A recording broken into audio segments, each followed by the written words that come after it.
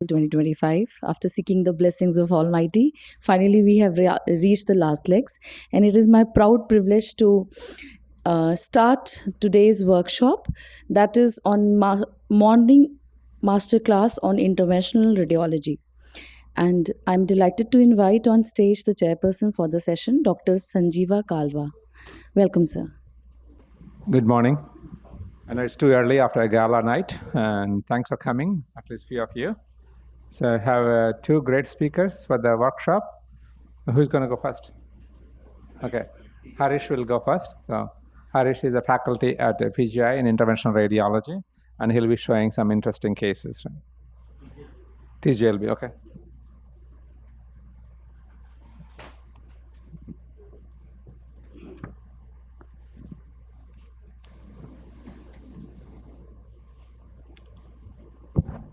So good morning everyone.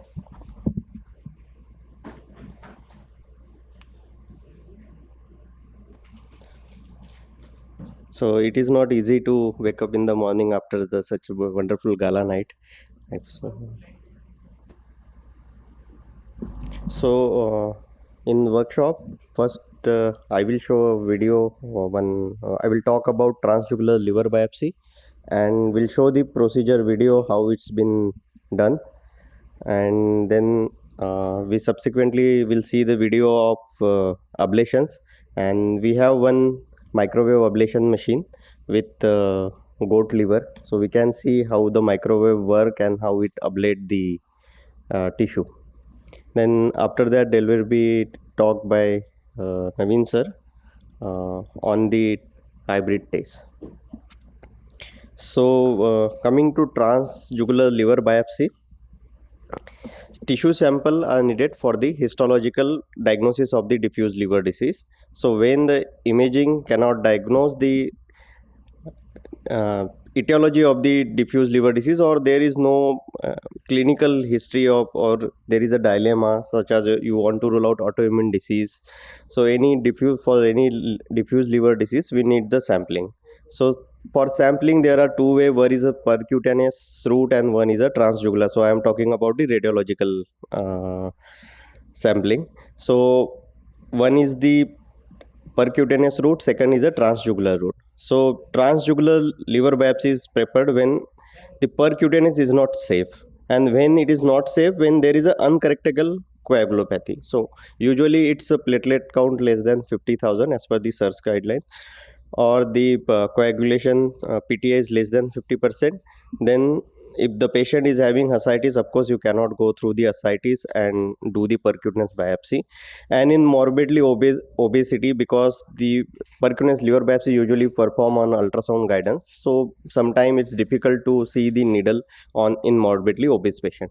And when there is a grossly shrunken liver, you can do percutaneous biopsy, but there is a high chance of bleeding, so we prefer to do the transjugular liver biopsy. So there are the absolute indication are uncorrectable coagulopathy and ascites, and two are the relative indication. So what are the hardware used for the transjugular liver biopsy? So this is one labs 100 set. So this is liver biopsy, liver access biopsy set. So it has this is the biopsy gun, and this is the stiffening cannula, and this is the catheter to cannulate the hepatic vein. So before doing the TJLB, you need to assess the patient on the imaging. So if you have cross-sectional imaging, you can assess that for patency of the hepatic veins, because the transjugular liver biopsy sampling is taken to hepatic vein, so hepatic veins needs to be patterned. So for that we usually do ultrasound assessment for the size of the liver, presence or absence of ascites, how much is the ascites, then patency of the hepatic veins, then the patency of the IVG, as we have to enter through the right internal jugular vein, so we need to see that. And we also need to see if there are any lesion, focal lesion in the right lobe, suppose any hemangioma or any HCC, because we want to take the sample from the native liver parenchyma, not from the focal lesion. So another thing is, transjugular liver biopsy is not for the focal lesion, it is for the diffuse liver disease. So for focal lesion, it is very difficult to do to target the focal lesion. So this is for the diffuse liver disease.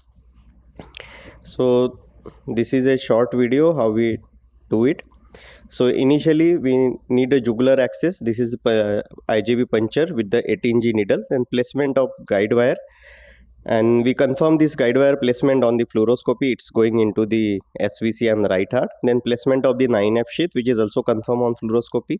This is the multi-purpose catheter, and we cannulate the hepatic vein and took the hepatic venogram. And this is the catheter, and this is the stiff guide wire. So this is the exchange 260 centimeter guide wire within the hepatic vein. So once the guide wire is in place, we this is the stiffening cannula. We need to flush it before it using, and this is a good technique to for cannulation of the hepatic vein, because usually the right hepatic vein is at some angulation to the IVC. So for that angulation, this cannula is already having this curve, but if you give manually more curve, it will be easy to enter into the hepatic vein. So usually we give slight curve depending upon the venogram, what is the curvature of the hepatic vein. Then over the guide wire, the stiffening cannula is inserted. This has been inserted over the guide wire, and same has to be confirmed using the fluoroscopy guidance. So this is how the cannula enter in over the guide wire into the right hepatic vein. So once it's enter into the hepatic vein, you can confirm on ultrasound that we are within the safe area, and we can see the tip of the cannula. After confirming on ultrasound, we inserted, this is the this is the biopsy gun. We have the biopsy set here if anyone want to see that. Then on fluoroscopy, this the pass is taken, and at the same time the ultrasound guidance is also taken. So you can see that this is the needle coming out, and this is going back taking the sample, and we can get the full length 2 centimeter core. So after finishing the biopsy, we need to get the venograms through this same stiffening cannula to see if there is any bleeding or not. And once you finish the procedure, remove the stiffening cannula, you transfer this sample into the formalin, and then send for the histopathological diagnosis. So usually I take photograph of this sample, because many of the time what happens, you send the sample and pathologists say there is no sample, it is not adequate. So whenever you are doing endoscopic biopsy or something, you should take the photograph of the sample with the patient name, so that you know the sample is adequate initially or not. So this is about the TJLB technique. So technical success is over 90% in TJLB, and adequate sample obtained in more than 90%. So when we are using quick core biopsy, the diagnostic accuracy approach to 100%. Complication rate is very minimal, and usually we do under the ultrasound guidance, we take ultrasound guidance as well. So liver capsule perforation is very rare. So if there is no liver capsule perforation, though, there is less chance of intraperitoneal bleeding, and access site bleeding can be there, but this is also manageable. And sometime during the initial placement of the sheath, you can puncture the pleura, so you need to get jugular access under ultrasound also. So when sometime it is not possible to see the liver on ultrasound, liver is shrunken and high up, then we can use, this is the cone beam CT image. So this is intraprocedural cone beam CT to see where is my tip, and if there is this much parenchyma is there in front of this tip of the stiffening cannula, so that means I can safely pass the gun and take the sample. So sometime in most of the time in CKD patient, what happens, there is a bilateral IGV stenosis because of the placement of dialysis catheter or the fistula.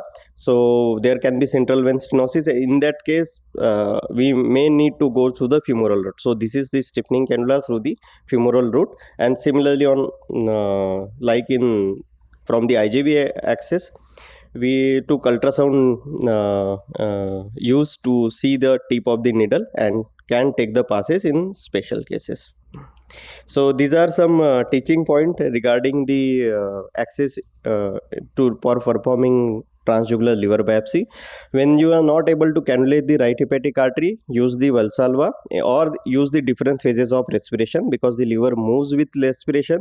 So you can ask patient to have deep inspiration and do the Valsalva, so that the hepatic vein get when get in line with the IVC, and it is easy to cannulate it.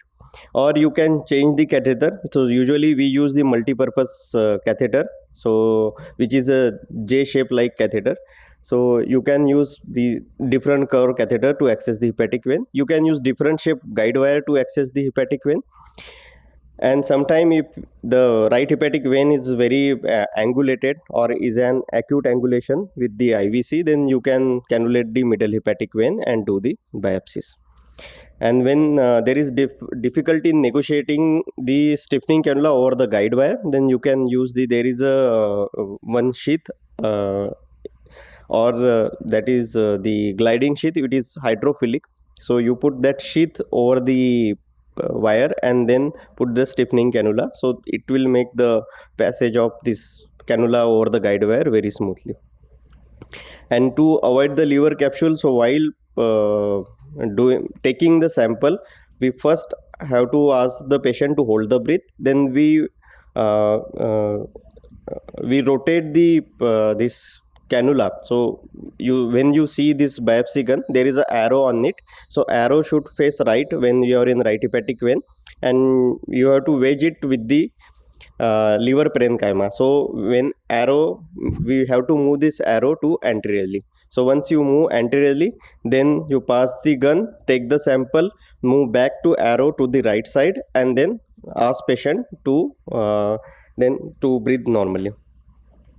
And again, when there is a difficulty in negotiating the cannula, we can give the curve, manual curve, as shown in the video, so as to pass it smoothly on the guide wire. And to avoid the liver capsule puncture, we can use the ultrasound or the CBCT guidance as shown in the videos. So this is one slide about the percutaneous plug biopsy. So in percutaneous plug biopsy, this is the semi-automatic gun, and this is the coaxial introducer. So in plug biopsy, we first introduce this coaxial this cannula, and then through that cannula we take the pass, and then so we take the pass, and then after removing the gun, this cannula remains there, and we inject this gel foam slurry into the track. So this is plug biopsy. So difference is only the end of the procedure compared to non-plug biopsy. We just need to embolize the track using the gel foam slurry. And this is the video how this gel foam slurry is made. So this is the gel foam pad, and we make small pellets from that and insert it into the syringe, and using the 3-way, and we mix with the contrast. This is the mixing of that pellet, and this is how we can get a gel foam slurry. So this is injected after the biopsy gun has removed and the coaxial system is in place, and we embolize the track. Thank you very much. So after the, I think, video is over, we can show the biopsy gun and this ablation, how it works. Any questions from the audience? We can, or we can.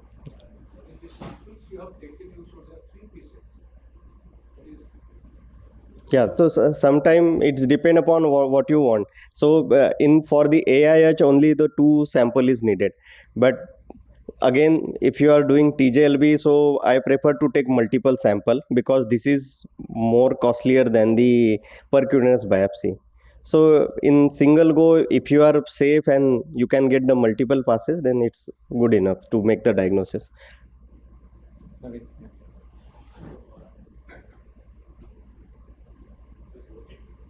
Thanks, Harish, for a nice talk and showing that video. I just want to add one thing. When Dr. Harish said that you can use the middle hepatic vein, so just be careful while sampling because it's to angle anteriorly you are closer to the portal vein. So you have to angle your, as he said, Yeah. there is an arrow to rotate the shifting cannula. You can rotate it to take the sample from between the right and the middle rather than angle anteriorly you will be hitting the Portal vein, or you have to be careful with the fissure because when you are in middle hepatic vein, the fissure is more closer compared to the right hepatic vein. So we need to be careful for that. Thank you.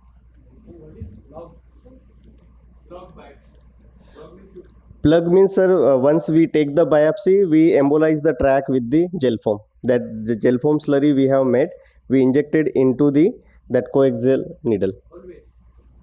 In plug biopsy, not in TGLV. This is for the percutaneous liver biopsy. So most of the time we do plug biopsies for the, because there will be some platelet dysfunction because most of these patients are the we are evaluating liver disease, so there will be coagulopathies or the platelet dysfunction. So for diffuse liver disease we usually do plug biopsies. What is the additional cost of this Gel foam, sir, gel foam is not so much costly. Gel foam is only 200 to 250 rupees. That pad is only 250 rupees. So when you have coagulopathy and cost is a factor, you can use plug biopsy. Yeah, it's depend upon the situation. We always preferred, if there is an underlying coagulopathy, we always prefer the transjugular liver biopsy. But if there is no option, then under the high risk, you have to explain the patient that this is not the way we need to go for that. But if there is a financial constraint, then we can do with the plug. And in that case, instead of the gel foam, you can use the coil or the glue to embolize the track. When you biopsy a HCC, Yeah. does the plug biopsy help in protecting against the seeding of the Seeding, seeding, actually there is no randomized trial that showed, which shows that the without plug biopsy and with plug biopsy it prevent the seeding, but definitely it will prevent the bleeding, but seeding. But we are actually doing the HCC biopsy also, because usually HCC biopsy are not recommended. It's an imaging diagnosis, but for the research purpose we are doing the biopsy just before the TACE or any endovascular procedure. So if there is a bleeding, so we can embolize at the same time. So as such, we don't found any seeding with the HCC in all our biopsies.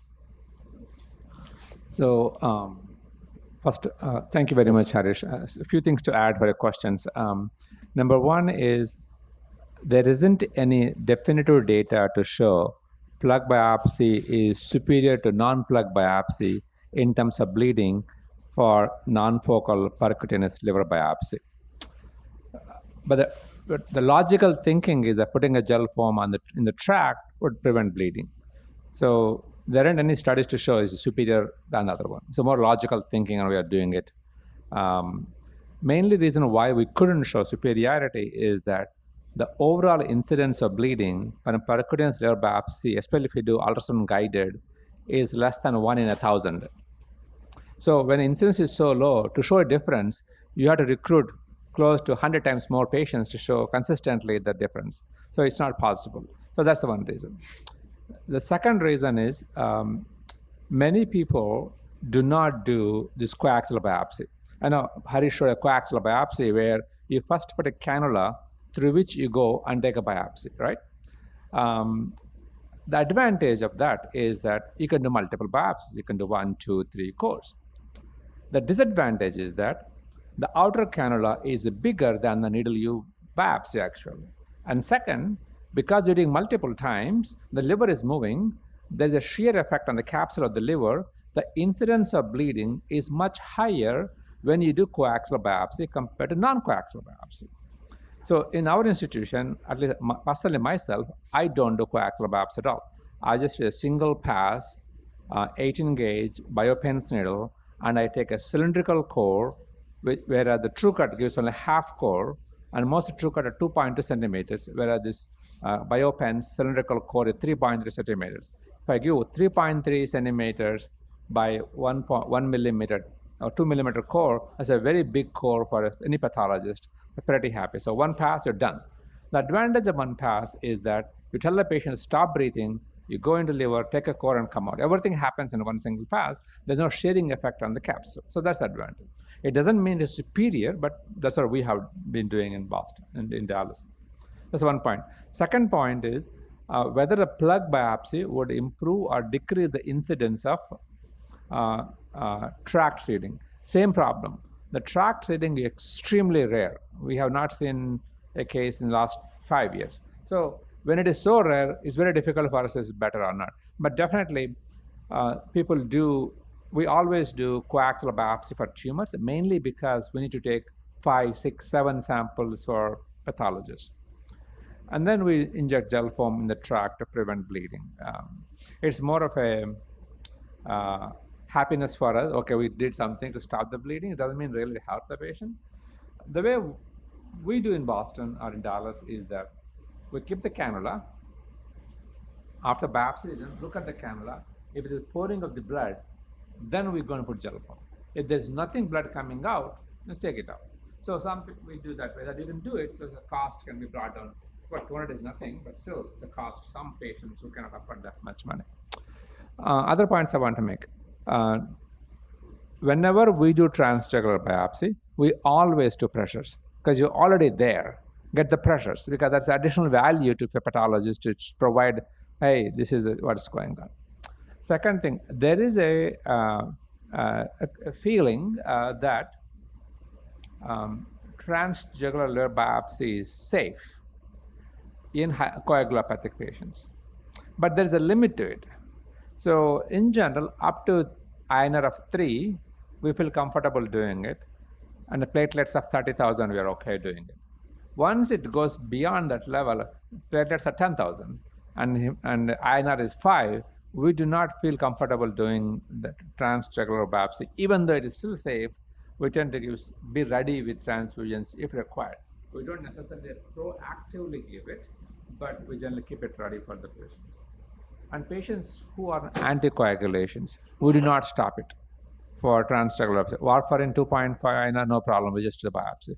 Lovinox or any of the newer DOACs, we do not stop those medications to do a transjugular liver biopsy. So those are things to consider in this patient population. I don't know whether you spoke about whether these patients are done under sedation or under local anesthesia. How do you guys do here? Uh-huh. Local, okay. Okay. Okay. In US, we always do them under moderate sedation. Intravenous medelogram and fentanyl is given to just calm down the patient and do the biopsy. And we also do 3 cores all the time. And we want to get 3 good cores. If 3 are not there, we're going to go to 5 or 6 as needed to make sure there's sufficient. For students, the true cut biopsy you get with a percutaneous biopsy is much thicker than the thickness of the transjugular biopsy. Transjugular biopsy is a 19 gauge biopsy. So it is smaller. Its thickness is much smaller than the percutaneous biopsy. So if the patient can get a percutaneous biopsy, please do that. Don't do a transjugular biopsy. Even if they ask you to do pressure measurements and a biopsy, you don't have to combine them. Do pressure with a regular catheter and a balloon, but do percutaneous biopsy because you have better core for the patient.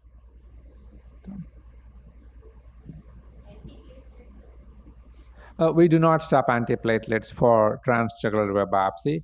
We are okay on one antiplatelet agent, do percutaneous biopsy. If aspirin, fine. Plavix is fine. But when on both of them, we tend to ask them to stop one of them for 5 days and then do biopsy. We need to stop at least 5 days. What about you guys? Do the same thing or?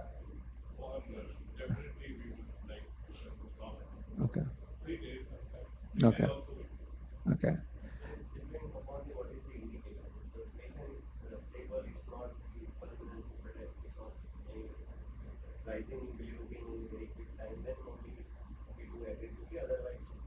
Wait. Yeah.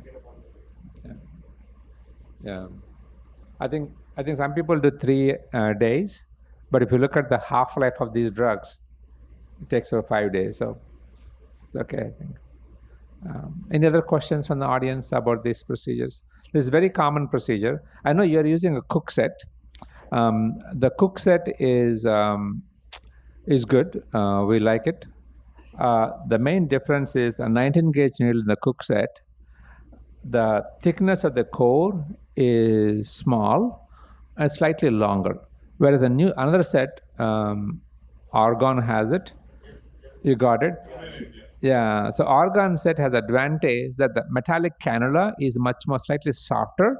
So even the hepatic vein is acute, it'll go, and you can bend the metallic cannula much more avidly than the Cook set, and it has a much more deeper trough. So you get a thicker cores, but slightly shorter cores. So that's something. And the last point I want to make for our residents, the traditional teaching is you rotate the cannula anteriorly when you are in the right hepatic vein, right? And if you have the middle hepatic vein, rotate posteriorly. That's a traditional teaching. You can follow that, but you don't have to rotate. You can just keep it right side and do it. It works very well. So you don't have to rotate anteriorly or posteriorly. Just keep it to right side and do biopsy, you'll get it. So think about it. Thank you. Suppose the patient bleed inside the liver. So in some cases, if there is if you are taking the bath and there is a portal while taking the bath, so there can be injury to the So then only there can be interhepatic trauma, but most of this bleeding will go into the hepatic node. So that's the advantage of bleeding. So whatever bleeding occurs is went into the crack into the venous system.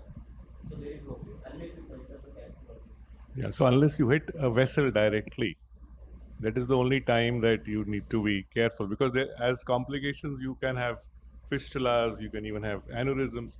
But then if you're doing this process under ultrasound guidance, you're usually in the parenchyma and you are in the periphery. So you're not in the central part of the liver where all these major vessels are. So parenchymal trauma, and then the deranged coagulopathy can lead to bleeding. But as Dr. Hari said, we don't see hematomas secondary to that. It is only if you have hit a major vessel, that is the only time that you. I'm asking because I'm not.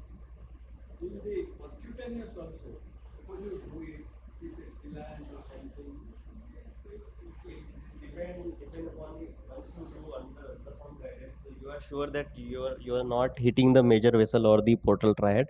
So if you cut the vessel, it will going to bleed.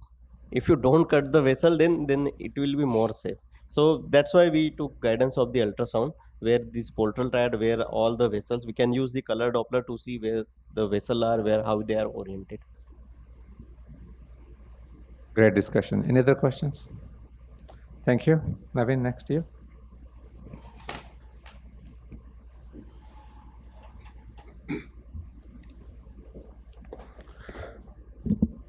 So very good morning to all, and thanks for being here.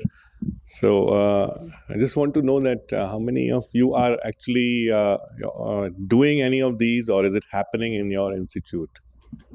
So no. So or you intend starting it, right? So okay. So now I move on to the next topic: ablations for HCC, freezing versus heating, and have no financial disclosures. Ablation involves the use of chemicals, thermal or non-thermal energy delivered by electrodes directly to the tumor to achieve necrosis. And on the right, you can see a classification for the ablative therapies: chemical, thermal, and non-chemical, non-thermal. I'll be primarily delving on the RFA microwave cryo technique, a little bit about IRE as well. You must have attended that session last evening, that fantastic talk by Sanjeeva sir about histotripsy. So we have no experience on that one though. So RF is high frequency alternating current, and this is passed into the target tissue from the electrode tip. There is cellular heating due to frictional heat subsequent to rapid oscillation of ions, and you get a controlled area of ablation. The cartoon on the right side bottom shows you how you would need to introduce the probe, and then the generator is there, and then you put grounding pads, so you have a full circuit for the RFA current to be delivered. Microwave ablation, they are electromagnetic waves, and they are of different frequency, and depending on that, they penetrate. There is penetration and may result in large ablation zones. Water molecules act as an electric dipole and align to the changing field lines. The neighboring macromolecules are heated by convection, and the best heating effect is achieved in tissues with a high content of water. Procedure is done under conscious sedation or general anesthesia, depending on your institutional working. Just to show the differences between RFA and microwave, as you would be aware, most of the work is now switching to microwave ablation. The reason being it helps achieve a higher intratumoral temperature. There is less susceptible to heat sink effect compared to RFA. It's a shorter procedure time, a larger ablation volume, and you can do it even when there are like clips or a pacemaker. So you can go ahead and do a microwave ablation rather than RFA ablation. So this is just to show that sometimes when we used to put grounding pads for RFA, if you're delivering the energy for very long, you could have some superficial burns here, as seen on the left side. So just be careful while using RFA. And on the right side, just images to show that this is the reason why RFA, kind of yielded to a microwave. So if you have a vessel close to the tumor, you would definitely prefer doing microwave ablation because there is heat sink effect with the RFA. So electroporation, this is a non-thermal technique, non-chemical, wherein you put in the electrodes and you get holes in the cell membrane using an electric field to increase cell permeability, resulting in apoptosis-induced cell death. It doesn't affect the connective tissue framework, and this is done as an alternative to thermal ablation in the same stage of HCC, but for lesions located close to vital structures. However, here you need general anesthesia. You need to be precise with the placement of your probes. And once you've put in your probes, depending on the mathematical modeling, the number of probes you need to place within the tumor, you set your voltage and you give 90 pulses in 9 sets of 10 pulses each. Or sometimes now there's a preference to switch to lesser number of pulses, that is 70. So maximum separation of the probes is 2.5, though we prefer 2.2 centimeter, and minimum separation is 1 centimeter. You can have transient cardiac arrhythmias, muscle contractions, transient hyperkalemia.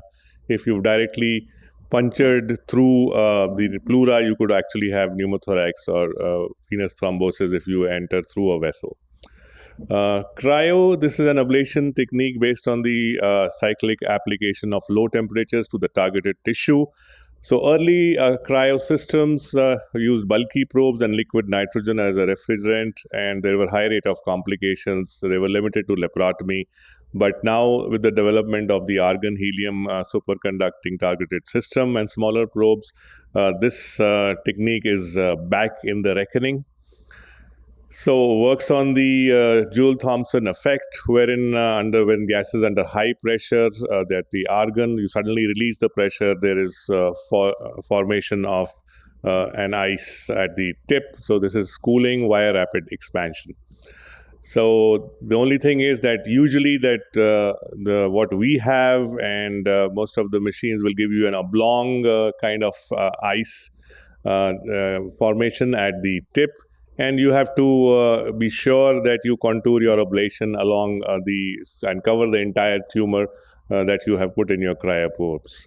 CT guidance is most commonly used, as you can actually see that ice at the tip, and because the frozen tissue shows differential attenuation on the CT. This is the hardware that we have in our institute.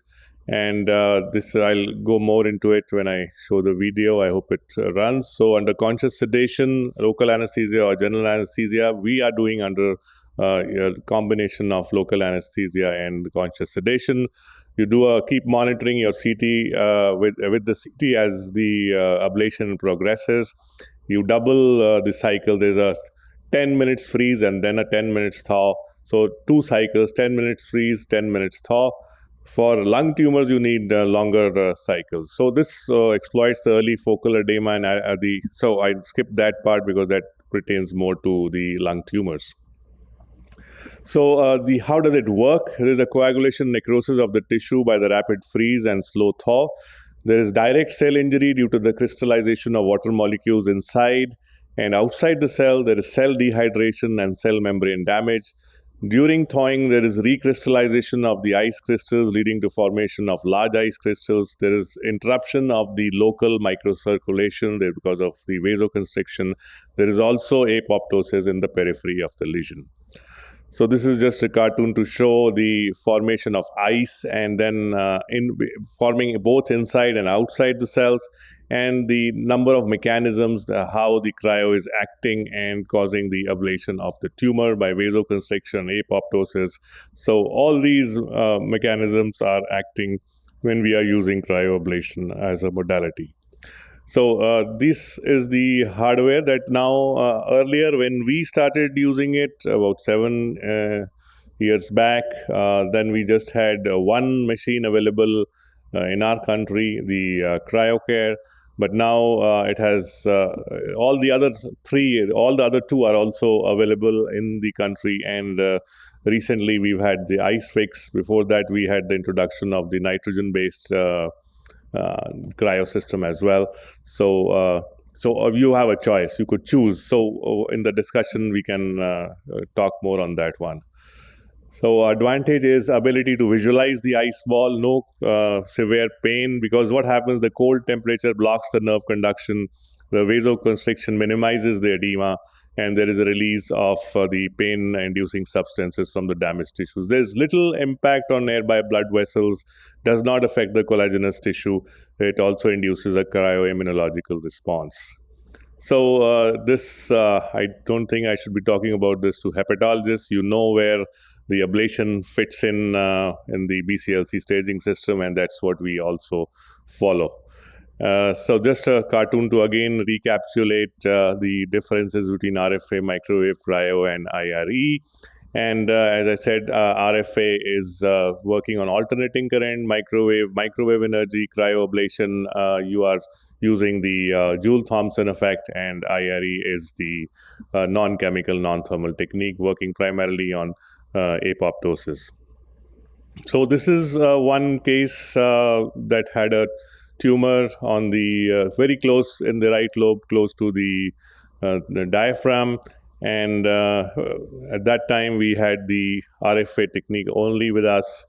And here you can see that black arrow. We try to separate, put in 5% dextrose, create some artificial buffer between the liver and the diaphragm, and then put in our needle and do the ablation to prevent collateral damage to structures around the tumor. This is another patient where there's a tumor, and you can see those black arrows are showing you the hepatic veins. So what happens if you do RFA? As I said, the heat sink effect comes into play. That will take away the heat, and you could end up doing an under-ablation. So in this patient, these are the ultrasound images showing the vessel close to the tumor. So here we use the applicator for the microwave ablation. We put in the, under ultrasound guidance, we put in the applicator in the tumor, and we went ahead with the ablation. And you can see 1 month later, a large area of ablation. And these are the reconstructed images showing you the black arrows are showing you the large area of ablation. And 3 months follow-up, also there is the persistence of the ablated area with no recurrence. This is a central tumor, so where the black arrow is showing you the tumor close to the hilum with the arterial vessels there. And here is in this situation, we prefer using IRE. So the only thing is you have to place probes which are multiple under general anesthesia, and you need to be, these probes have to be very accurately placed, which means they have to be they can't be closer than 1 centimeter. They can't go further away than 2.2 centimeters. And that is the accuracy and precision that you require. So you have this insertion of the probes, and this CT reconstruction shows you that the lesion is well bracketed with these probes.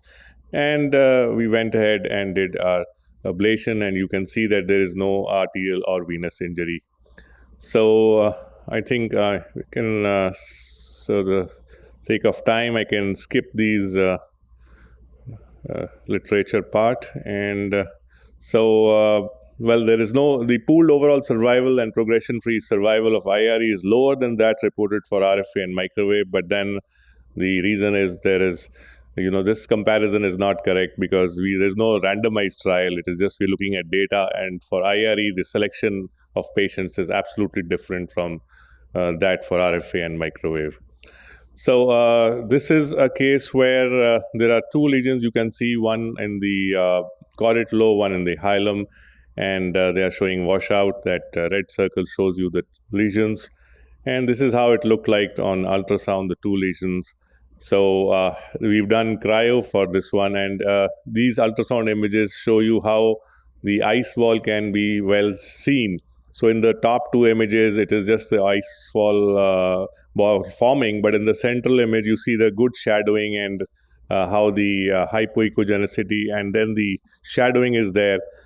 So it's a very good visualization of the ice wall on ultrasound as well. And that's the choroid lobe lesion being ablated with cryo, and you can see the edge of the ice wall with the distal shadowing. And that's the CT. You can monitor this procedure under CT guidance, and again you can see that catheter tip and the ice wall around it so well. So that is for the choroid lobe lesion. So just before I end, a recap of the different ablation techniques: RF, microwave, cryo, and IRE. Principle for the first three is thermal, non-thermal for IRE. Mechanism of cell death, necrosis for RFA, microwave. You have an element of apoptosis for cryo as well, and definitely there for IRE. Collateral damage with RFA and microwave, unlikely with the other two. Anesthesia, general anesthesia, definite yes for IRE. For others, we are using local anesthesia and conscious sedation, but institutions like I think in the West, they would prefer doing GA for a lot of these procedures. The post-procedure pain is less than RFA and less than RF and microwave for IRE and cryo. And there is pain after RFA, and with microwave less than RFA. Specific complications, skin burns, but if you are careful, if you don't do your ablation for too long, then you can avoid those. Then the cryoshock is a theoretical, definitely complication that can occur with cryoablation. You can have arrhythmias with IRE.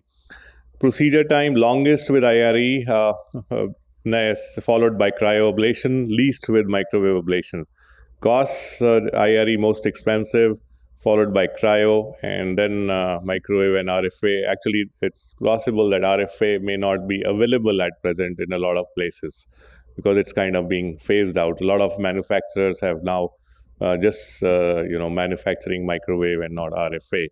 So as I said, for cryo and IRE, you need to use it in tumors adjacent to critical structures.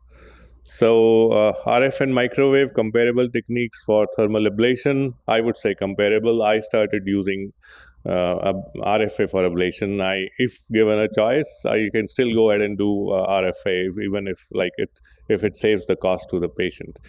Microwave preferred for lesions larger than 3 centimeters. This is the area where you would definitely prefer it. For lesions close to blood vessels, it achieves larger ablation and has less heat sink effect. IRE for the lesions close to vital structures. Cryo, again, you can use it for situations where the lesion is close to vital structures, excluding major vessels, because that theoretical complication of cryoshock still lingers in our mind. So we try to avoid cryo when we have a major vessel close to the tumor. So can you switch on the video for the cryo? So till that time, I think, sir, we can take some questions till that video is coming on, if they have. Any questions from the audience?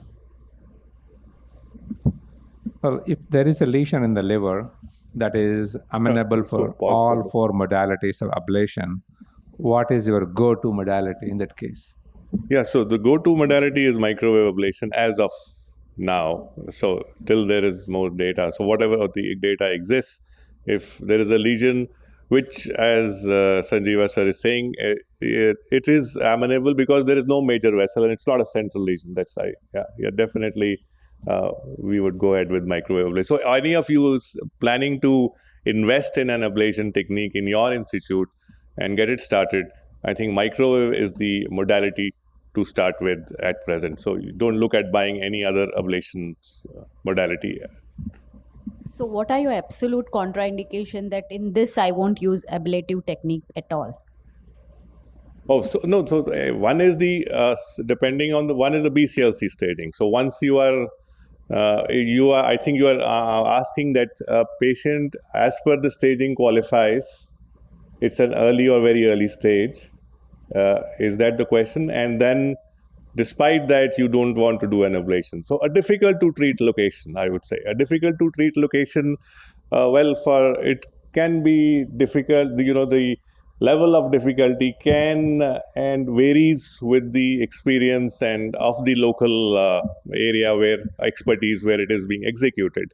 So somebody who is just an ablation guy would say that I can treat even a very high dome lesion with ablation, like a segment 8 lesion, right? So they would say yes, we could treat that, but you have to weigh the the advantages and the harmful effects that you could cause in that location, and then decide, protocolize what you want to do in your institute, right? So if it's a very high dome lesion or it is very close to the heart, in that location, we at our center sometimes switch to doing an endovascular. Even if the size is less than 3 centimeter, we sometimes switch to doing an endovascular treatment in that location.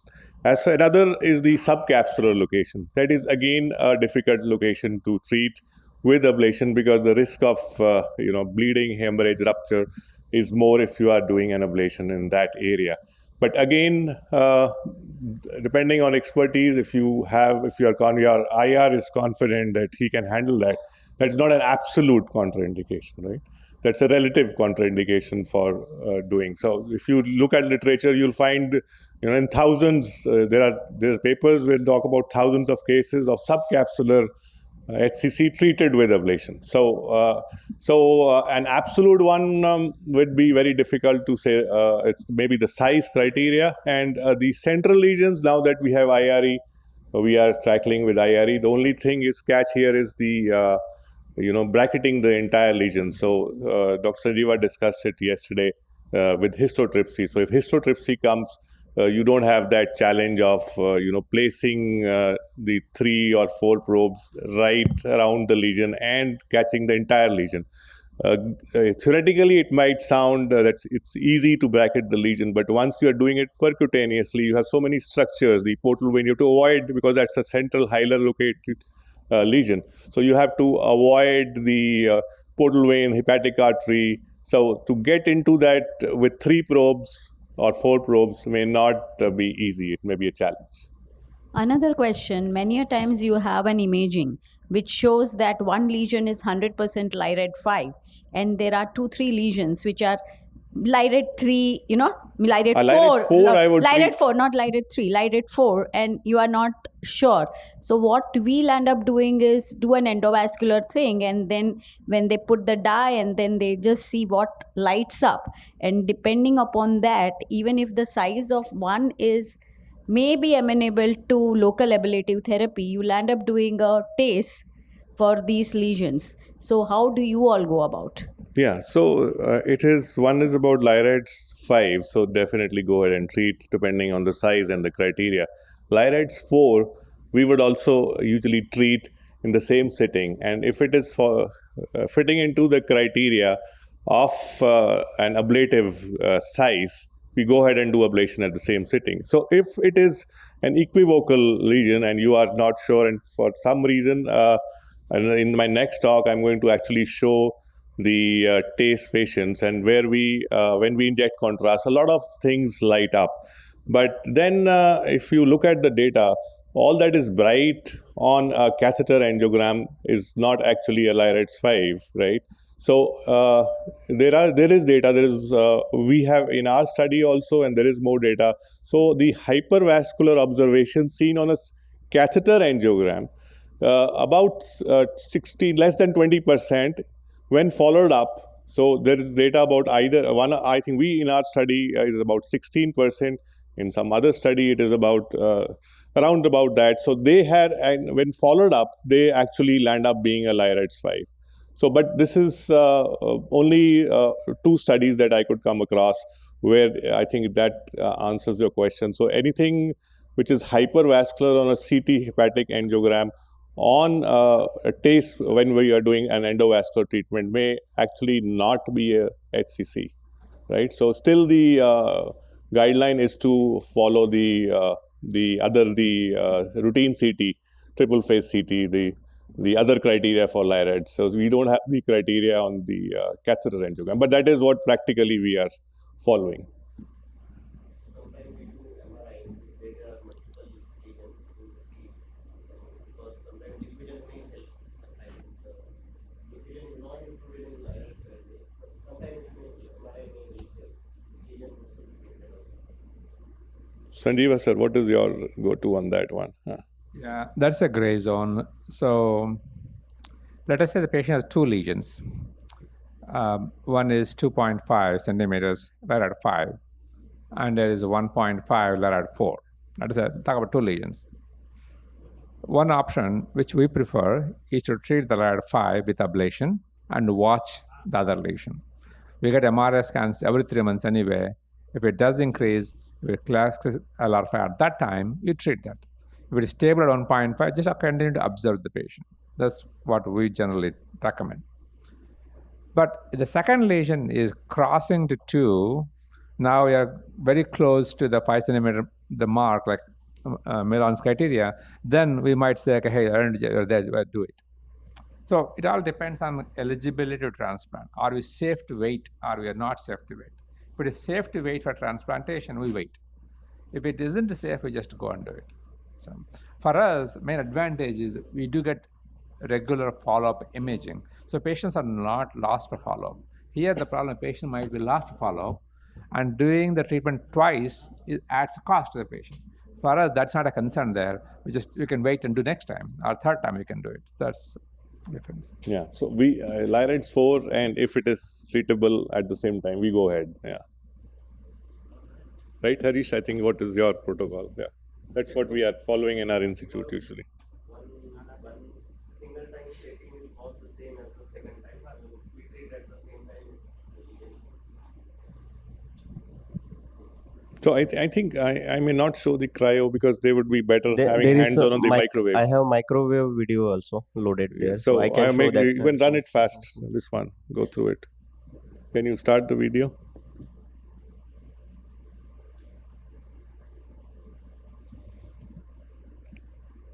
उसका speed बढ़ा दो थोड़ा. ये शुरू नहीं हुआ है आपका video. Do you have any more lectures to present?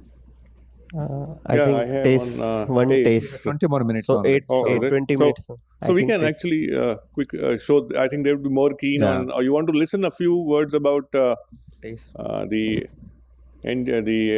hybrid TACE? You want to? Yeah. So can you increase the speed of this video? So that was the gas. That was the chamber that you regulate at the point of the hub. And this is outside. You do a check to see that the ice ball is forming. And once you've done that, then you under ultrasound we position it, stick it into the lesion. You can see the probe being introduced through the liver parenchyma into the tumor, and we slowly follow it under ultrasound guidance and place it within the tumor. once you've positioned it in the tumor, then there's a stick option on the panel of the cryo machine. So that helps you create a small ice ball just to lock it, make it stable, your probe within the observation. And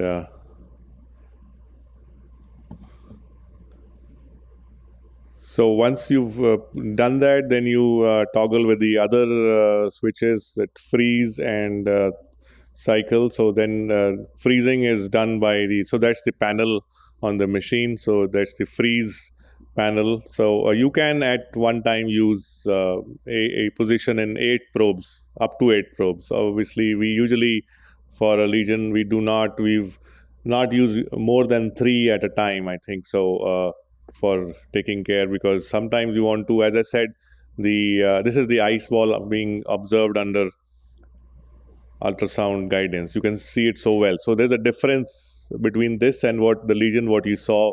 Yeah, so that's a great ice ball getting formed. So it looks so well, and that's why you can visualize the ablation. And on the other hand, if you are doing a thermal ablation like microwave, you will just see the lesion getting gassed out. So you see the edge of the ice ball and then the shadowing. And you also get you can see ice forming in the tubing outside as well.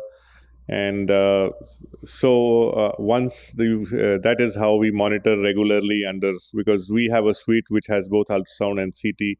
So then we can monitor the formation of the ice ball under CT guidance also. So that shows how the ablation is progressing. So you can see it in multiple planes. The multiplanar imaging can be done.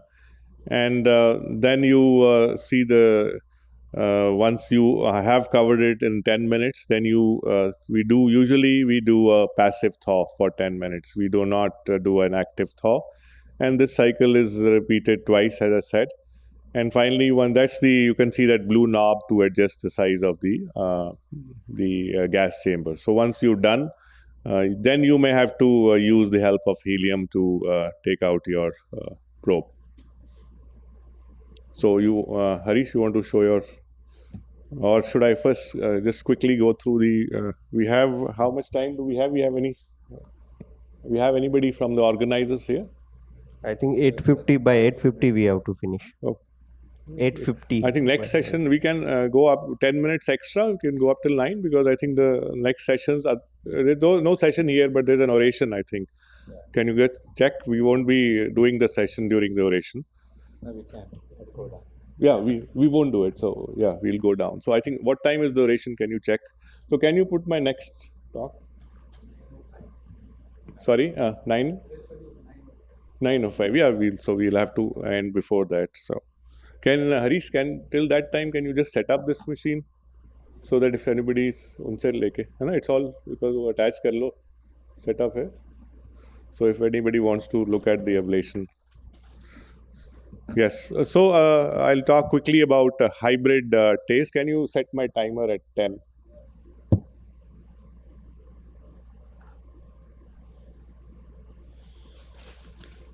So this is, I have no financial disclosures again.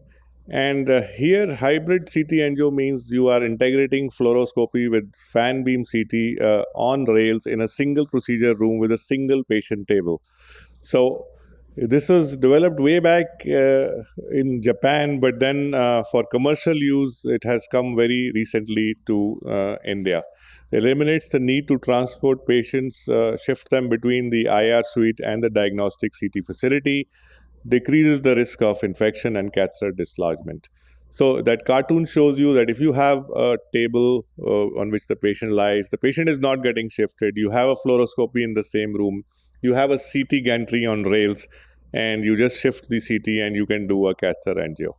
So the recent improvements in the integration of combined angio CT with improved affordability has renewed interest in its use. Currently, a traditional fluoroscopy unit with C-arm cone beam CT is being used most widely. and the adoption of angio-CT has been limited by the added cost of installing a CT in the angiography room. So you can see this cartoon again shows you the historical difference of geographical location, with most hybrid angio-CTs being used in Asia and most cone beam CTs being used in the Western world. So limitation of a cone beam CT is that the CT-like images are generated using the flat panel detector. It has a small field of view. It's susceptible to respiratory motion. It has less precise contrast timing. The advantages of the hybrid system is that if you are have a catheter inside and doing a CT at the same time, these are the kind of images that you will generate as I'm showing you on your right side. So you have a large field of view, you have a faster acquisition without breath holding, you have less susceptible to motion artifact, and the CT images are of diagnostic quality with rapid multiplanar and 3D reconstructions. So this is our facility where you have one table. You can see on the image on the right, there is a CT gantry in the same room, and the image on the left, there is a fluoroscopy set up in the same room. So this results in improved workflow with seamless intra-procedural utilization of both CT and fluoroscopy in their native advanced forms. Again, I'll not go into details of the BCLC for the selection criteria for TACE. We are following the INASL BCLC, which is a kind of modified BCLC staging system where for stage C, you have C1 and C2, and you even have endovascular therapy for the B3 stage. So you position the patient with the head close to the gantry. You're not required, the patient's arms may also not be moved away from the field of view, and you can do CT reconstruction, which will substantially reduce the artifacts associated with beam hardening. So first put in your catheter into the hepatic artery, and then look for any variant, be aware of any variant arterial anatomy, and then angio-CT is obtained from each artery supplying the liver with a microcatheter. We use undiluted iodinated contrast and a scan delay of 8, 30, and 65 seconds for the arterial, venous, and delayed phase imaging respectively. So I'll not go into the timings. This is, but important to remember that the contrast that we use is based on the scan delay plus the scan time, multiply it with the rate of injection, and that helps you calculate the amount of contrast that you're going to inject while doing a catheter CT angio here. So this is a patient. You can see these on the top are the routine triple phase CT images. So very subtle enhancement and some washout being observed on the delayed phase in this observation. Similarly, if you see the same patient underwent the MR, but MR actually the subtraction images showed the enhancement better than the CT, and the delayed there is just a subtle washout. On the other hand, when we did a catheter angio in this patient, you can see that there is tumor visualization and treatment. And then you do a reconstruction. So you know after that reconstruction which vessel after the second talk. So we know which vessel is feeding that tumor. So this helps in advanced tumor visualization and treatment guidance. And the arterial feeders for this high dome subcapsular observation could be found out, and we went ahead and did TACE for this patient. This hybrid technique also helps us there's an embolization guide software, which after you've generated the data after doing a catheter angio, you can have a software which assists with catheter navigation and confirms proper vessel selection. So this is if you would like to say in the present jargon, it is a kind of AI tool which helps you identify the vessels and also helps you identify, in addition, what angles you need to give to your the fluoroscopy arm, so that you can see that you can even have, as you see in the bottom images, you can have a tracking of the vessel, and if your catheter can be overlaid on that, and you need to follow that overlay and just get into the vessel feeding that observation, which is marked by that orange colored is the observation, and that's the arrow there. So in some patients it helps, especially when you need steep angulations, to to have the vessels in line and have a smooth course and cannulate them and get into the tumor feeding vessel. So this is two lesions in the caudate lobe. So this is a patient with mast cell with cirrhosis, portal hypertension. To identify vasculature for the caudate lobe may be tough, but here, as you can see, the volume rendered reconstruction. So it was getting feeders from one lesion was getting a feeder from the right hepatic artery, the other one was getting a feeder from the left hepatic artery, and getting this reconstruction.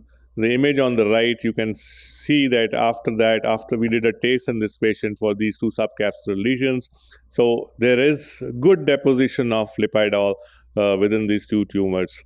And this we use the AI tool with us for getting into this the tumor vessels. So 1 month follow-up, you can see excellent type 1, the best type of uptake within the best type of complete uptake of lipidol within these two observations. So there is data to show that CTHA is superior to cone beam CT for tumor identification, tumor fetal vessel identification, streaking artifact, and field of view encompassing the entire liver. And there's a trend towards lower frequency of breathing motion artifact when you use a CTHA versus a CBCTHA. Also, there is data to show that there is a survival advantage when we use TACE with a unified CTA system versus TACE without a unified CTA system.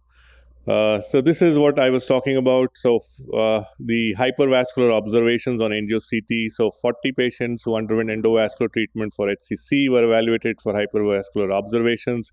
Pre-treatment TPCT and angio-CT images were compared. There were 158 observations which were detected by angio-CT compared to just 71 on TPCT. And 16.1% of these additional 87 observations were either LR4 or LR5 subsequently. So this is just still data under evaluation. We hopefully should come out something from this one. So this is a patient again where intra-procedure angio-CT shows the incidental LIRADS 5 observation, which was not too well seen on the triple phase CT done prior to the imaging, so prior to the TACE procedure. So this lesion shows the washout and the capsule very well on the CTHA. So there is, as I said, there is some already published data on this one, which I think it was shared by Sanjeeva sir, if I remember correctly, once when we were having that webinar on TACE. So here that's the 8.5% which progressed to HCC. This incidental enhancing nodules which were observed and picked up on the during the procedure. So limitations, it's more expensive, needs a lot of room space, requires additional training for technologists. So there is definitely an apprehension that you are increasing the radiation, but again there is data to show that that is not the case. The only reason why you would end up giving more radiation while using hybrid TACE is because you get tempted to do more runs because it's looking so good. The feeders are so good, so you want to confirm your placement. So at those times, it's an inadvertent or unconscious increase in scan utilization that actually results in more radiation when you talk about the hybrid CT versus the cone beam CT. This is another study which shows that the total effective dose in the angio-CT group was actually 2 times lower than that in the cone beam CT group. So if you are comparing head-to-head only one acquisition. So in summary, hybrid angio-CT provides seamless workflow, better tumor identification, characterization, and staging during TACE due to the acquisition of diagnostic quality multi-phase images. It improves identification of tumor feeders, embolization guidance, and fusion techniques may translate into better results and improved survival with TACE. So this is a technique which we are practicing in our institute. So I would say that there can be a lot of debate on this, whether we just want to do a hybrid CT or you want to do a cone beam CT. So as I said, there is also a geographical variation with it, with the Asians and the Southeast Asia doing the hybrid CT and the Western world doing more of the cone beam CT. So we can open it for discussion and questions. Thank you. Thanks, Naveen. Yeah, I think the cost is the main factor. I think West is now slowly catching up. I think many institutions are now replacing their angio suites with angio CTs. If funding is available, a room is, they can fit the machine in the room they have already. New buildings, probably they could do it, but the older buildings may be hard to retrofit the rooms with the equipment. So at Memorial, they replaced all their angiography rooms with angio CT. Oh, So they're doing it now. So in Dallas, we're going to do that now. We're replacing all our angiography suites with angio CTs. So I think that will be a future of IR where it has all the modalities in it. You have ultrasound, you have CT, you have angio. So you can do any procedure with higher precision that way. Thank you. Thank you. So any questions from the house? So you want to have hands-on on this microwave? It's already been set up? Yeah. So anybody wants to come and have a hands-on? Or? Yeah. Everybody should have a hands-on. You want to play the video while you're doing that? You could do that. Up kar do.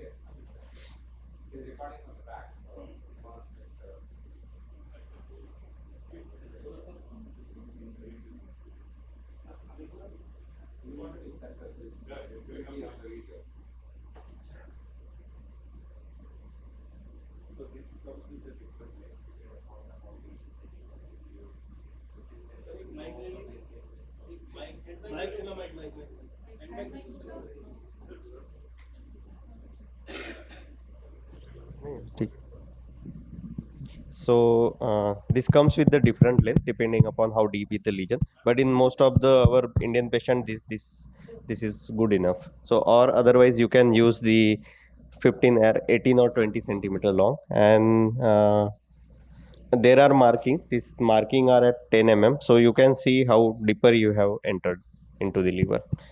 So under ultrasound guidance, actually there is a one video over there. So there is a video, you can see there is a lesion, hypoechoic lesion on the liver, that the black thing, the circular thing, and this is needle is inserting into the. Most of your procedures are done under ultrasound guidance. You don't use CT. No, we use CT, but this, if the lesion is very well visible on ultrasound, so we do on We do a ultrasound. combination. So after ablation, yes, after the ablation, we can definitely check. If you are not comfortable on ultrasound or the lesion is deeper or not well visualized on ultrasound, we confirm it on CT. And after doing the ablation also, we took the triphasic CT to see we cover the lesion or not. So इसको तो on कर देना, चलो. So actually ultrasound is not here, otherwise you can see the how needle is entering into this.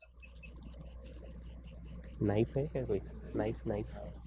It's okay. Knife वो लेके जाएंगे. हाँ. दिखाना पड़ेगा. कहाँ से ले आओ? So you put ultrasound probe, and under the ultrasound guidance you place the needle, and then depending upon the size there is a chart that how much area you want to ablate, you increase the you increase the watt of this machine. It is, if you ablate at 60, it will give the smaller ablation zone. If you do at 80 or 100 or 140, then the area of ablation will go up. And if you increase the time also, the area, suppose you ablate for 2 minutes, it will give 3 centimeter. If you ablate for 5 minutes, then it can go up to 4 centimeter as well. ये start कर दिया, start कर देना उधर से. हाँ. So this is the chart I am talking about. So you need to see the length and diameter of the tumor and insert accordingly, and then you should have the 5 mm margin on this side and 5 mm margin on the that side. That is the diameter. So total 10 mm more than the size of the lesion. So let's say if you want to ablate the 2 centimeter lesion, we will choose the diameter of at least 3 centimeter so as to cover the A0 margin. So in surgery it's a R0 margin, we call it as a A0 margin to get the, so that this some normal parenchyma also get ablate. ये कर दिया. So on ultrasound there is a formation of gas bubble. So we can see in the video there is a image there, so that the white thing, that these are the all gas bubbles. So once the gas bubble started and cover the entire area, we know that the ablation is done on the ultrasound, and you can always confirm it with the हो गया aunty वो ले आए आप knife. Sir अभी वो लेने गए. हाँ कितने मिनट.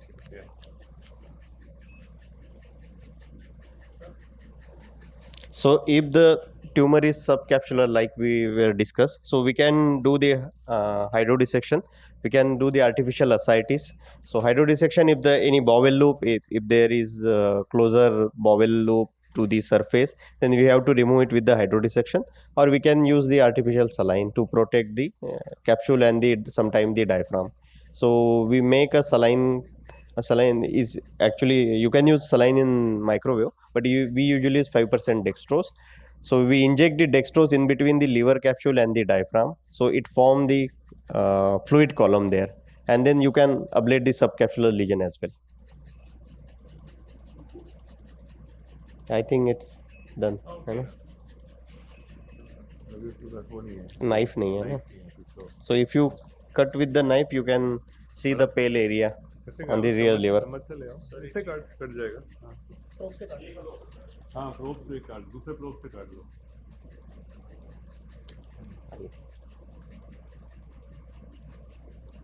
ऐसा सुंदर नहीं दिखेगा वो. लुक